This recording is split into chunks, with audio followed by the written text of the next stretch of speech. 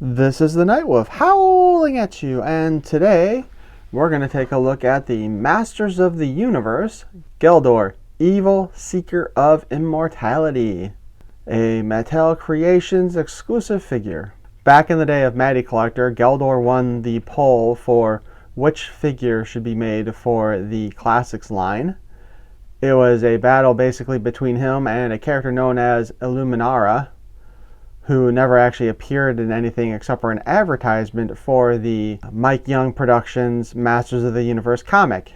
What we've been told about her was that Mattel had told the Mike Young Productions group not to add additional new characters to their lineup and just use the ones that Mattel was putting together. Just from reading the different posts and everything back on Matty Collector in the day, this was also Scott's choice for the figure that he wanted. The suspicion is that the actual reason why the poll closed down early was because Illuminara was starting to overtake Geldor.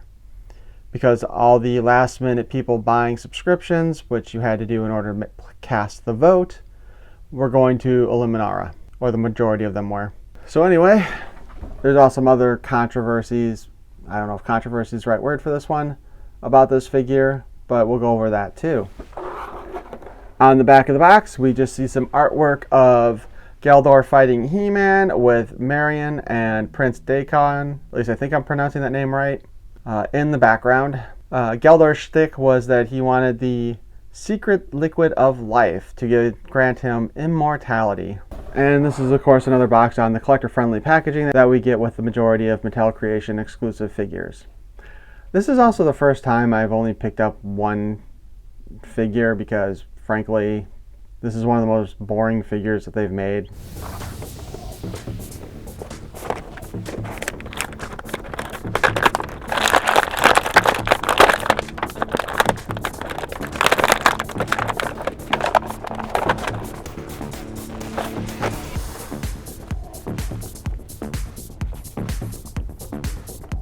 Lo and behold, they did not give us the little informational sheet that shows us all the parts that come off. Now, I'm just going to go over his equipment real quick.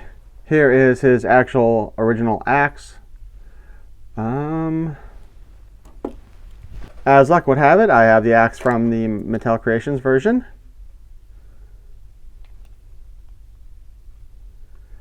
And honestly, it appears to be they just reused the same mold this time, more or less.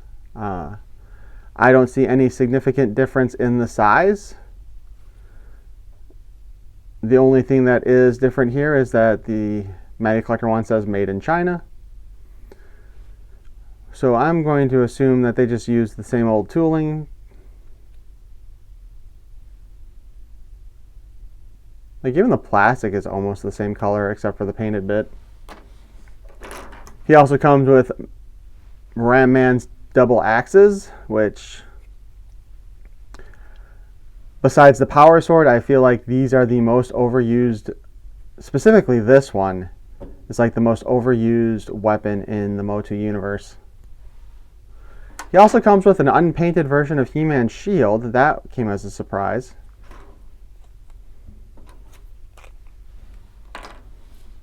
And then we have the comic Plague of the Immortal.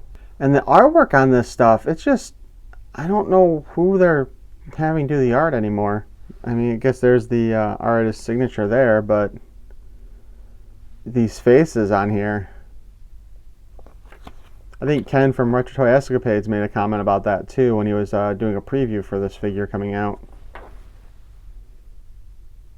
Okay, so the Plague of the Immortal is a continuation of the Secret of the Liquid of Life. It's He-Man versus Geldor for the Secret Liquid of Life. Just a quick comparison here for you guys to look at. There seems to be a very significant difference in the skin tones between the two comics. Besides the fact that the art style in the new one is kind of ugh. And this was one of those things that people had questioned back during the Matty Collector days is, why did you lighten the skin of Geldor so much? Because here we have the original Matty Collector Geldor. And even now, if you look at it, The new one's skin tone is even lighter than the old one, so they've significantly lightened it even more. The only conclusion we all really came to back then was that they didn't want to make a black character a villain back then.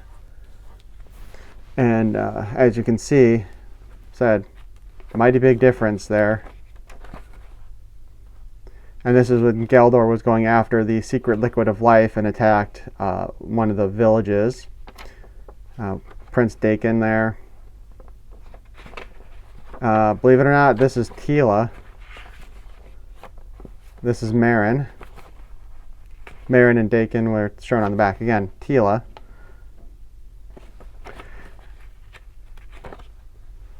But yeah, you can see quite clearly how much darker skinned Geldor is actually supposed to be. So he should have like the same skin tone as Clampchamp. And yes, just to prove to you that that girl in the yellow leotard is Tila. There's the name right there. Anyway, let's go ahead and take a quick look at the comic. I was debating if I should read this or just talk about it. There's way more text than I want to deal with for reading. But to make a long story short, our first couple pages is just a recap where He-Man stopped Geldor from getting the liquid of life. Although I'm not sure who this woman here is supposed. Well, I know who she is because I flipped through the comic earlier. But I don't know why she's pictured there because she wasn't in the original story. But in defeating Geldor, the liquid of life fell to Eternia and created the tree of life, which is pictured there in the bottom corner of the first page. Oh, we see Geldor is making a deal with a necromancer, saying that he will take care of the necromancer's family when he dies in exchange for the secret to immortality, where he is basically told that the secret liquid of life still exists within the tree of life, and basically you can cut it down and find the heart of it. Somehow the tree of life has become integral to the health of Eternia, and if it's destroyed, it will cause dire consequences for Eternia. And I'd also like to point out, if you look at the bottom of this one page here, Geldor and his forces are riding Stridors. So apparently they decided to mass produce and sell Stridors throughout Eternia. An even better look at the Stridor that Geldor is riding on. But we have Mossman and Prince Dakin helping He-Man, although I don't believe they ever named Dakin in there. And Geldor's troop have also been promised immortality if they help him. The fight goes on for days. Like, okay, how exactly does that happen? And it's 3 against an army, and, oh, I guess we do have some Eternian warriors back there. But Geldor eventually breaks through the line, where He-Man shows up to try to stop him. It does look like Geldor gets at least one hit into the Tree of Life. Also kind of looks like they are swapping out axes here, because that looks like the single-headed axe there, and then he's still holding the double-headed axe. And they're both the axes from Ram Man and not Geldor's specific axe. The sorceress does some weird magical thing and brings about the woman we saw at the first page who didn't exist in the original comic. At least I don't remember seeing her in there. Who turns out to be his wife, who looks like she's a 14-year-old in this artwork. And her spirit, convinces him that not to do this and that she's always been with him and, whatever. So Geldor turns on his allies, who honestly kind of look like Shredder. And apparently Mossman uses his powers to entrap the army inside the Tree of Life. So this is honestly kind of a lame story too. Of course, when you look at the covers of the 2 comics as well, just to note, they did in fact just recreate the basic fight between the 2 on the covers. And again, I'm just going to say the original artwork definitely looks 100 times better than the current stylized artwork does. Significantly speaking, also, one of the questions that have come up with this is they just using the same head sculpt?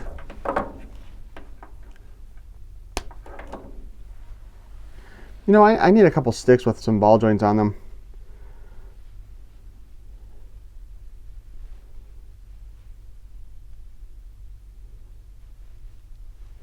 They do look very similar, but there are some differences between the 2, besides the color and the colors. The teeth especially look like they might be different.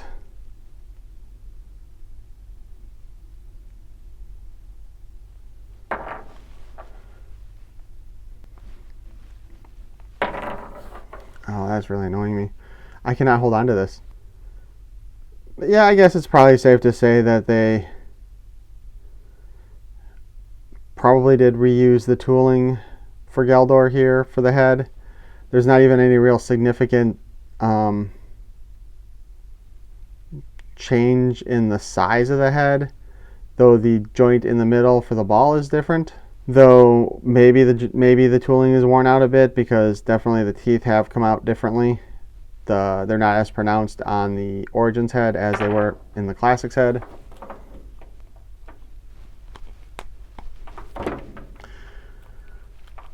So I think that'll do it with our comparison of the two.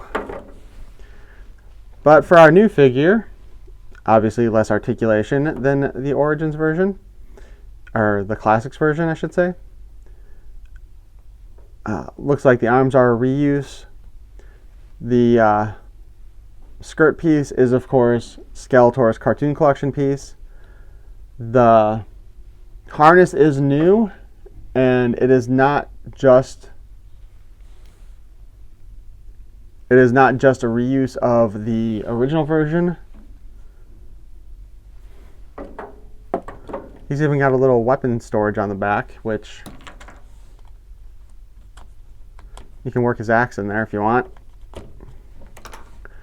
And the shin guards are new here, or I should say the boot cut here part, the calves. And the head on a ball joint spins around, can look down, can look up. Arm articulation, go sideways there, go down for the hinge. Obviously, it doesn't take a genius to realize that the shoulder pauldron on this one is significantly reducing the articulation of the arm, because you can only go back about that far before it stops, and you can only go up that far before it stops. You cannot complete the 360. Elbow articulation here, standard MOTU with the less than 90 degrees. We have a full spin at his wrist and the standard in and out articulation. While his hands are painted to wear gloves, they are just standard MOTU hands. They did not give us any additional deco here on the belt, which is kind of a shame.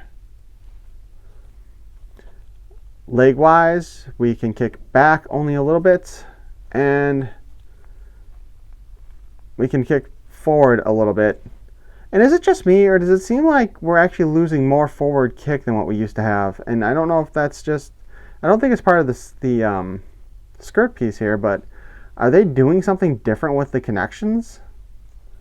It just seems to me like we're not getting as much forward momentum as we used to. We can still kick out quite a bit. For a moment there, I was kind of wondering if he was using the Too Bad style legs, but no, that's their regular legs there again.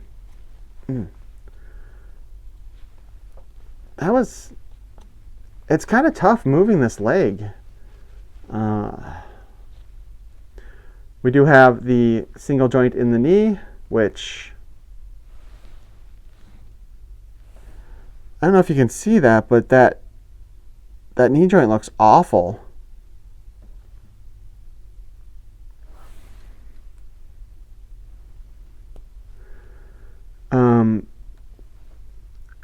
It does move, of course, through the not quite 90 there. And I swear to God, like anybody else who got this and is watching this, take a look at this knee joint. Tell me if you've seen that same thing there, because that does not look like it's manufactured properly. Like something went wrong with the mold. Because the other knee joint doesn't look that bad. But it looks like, honestly, like there's already a crack in this knee joint.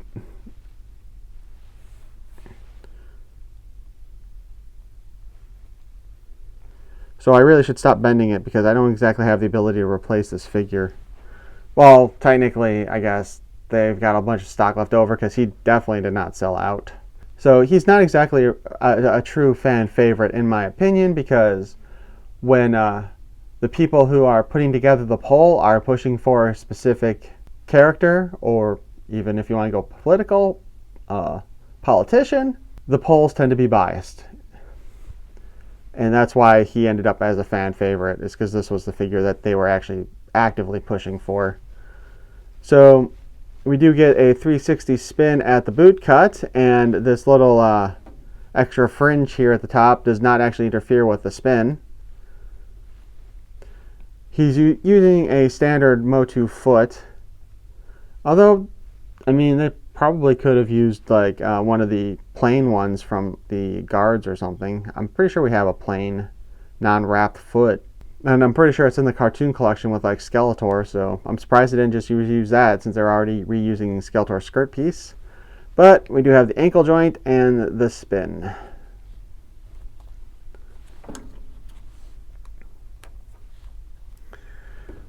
And I think, I mean, if you're going to use this guy, you're going to use him with like the axe that he originally had, and maybe the shield. I would rather they had given us some better deco on him or anything more interesting. Hell, make the vial of liquid of life or something to go with the first comic. I don't know, but we don't really need Ram Man's axes again and again and again. Although I guess you could throw these with the cartoon collection Ram Man. Because who's going to use them with Geldor if they bought Geldor? Again, he's still for sale. He's not a sellout character. Now, maybe if Mattel Creations does the 2000X version of the Sorceress, maybe she would sell out because she's a character that people wanted back in the day and they never made her. And yes, I am kind of mentioning that one specifically because she is one of my favorite characters too. Quite possibly the best designed version of the Sorceress in all the comics. But that's besides the point. I hope you enjoyed this look at Geldor, and let me know what you think of the whole whitewashing of this character. If we're being perfectly honest, the reason why the people who did want him, the actual real people who wanted him, they wanted another black character in MOTU. And they don't care if he's a villain or a hero, they just wanted an additional one. Only to be disappointed when they decided to whitewash him. So anyway, thanks for watching. And as always, I wish you some peace and love.